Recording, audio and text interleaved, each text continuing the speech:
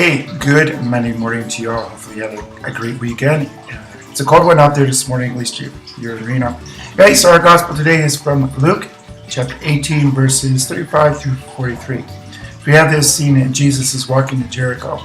There's a blind man along the way.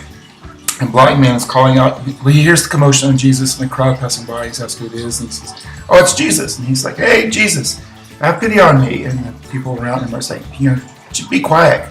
Because he's a beggar, he's a blind man. And he calls out even more, and finally Jesus stops and says, "Bring this man to me." And I love this. He says, "And what do you want me to do for you?" That's Jesus. "What do you want me to do for you?" Now think about this. He's asking a blind man, "What do you want me to do for you?"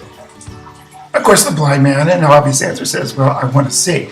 But see, I like that scene because it shows Jesus' utter humility and Jesus' utter love. He sees the person, but he doesn't assume or judge the person.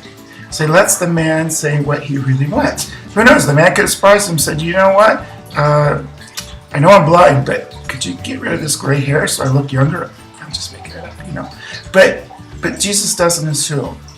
And that's part of his freedom. And I think, again, for part of our own freedom, a sign of our experiencing the love of God, experiencing our own salvation, is when we look at people, we don't assume that we know what they need. Rather, we ask them, "What can I do for you?" Imagine that, how much that would change.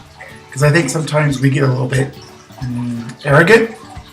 We think we know it all. And so we tell people what they need. And of course, we priests are kind of famous for that too. But it's not always the case. I think sometimes we have to just sit and say, "What can I do for you?" That's a greater sign of our love, our respect for the person. It's a greater sign that we are experiencing that freedom that Christ offers to us. Okay? So hopefully that makes sense. I'll see you all. Bit of a rush because I have my physical therapy in about 45 minutes. So Tim, I'll be there. Okay, take care. Bye-bye.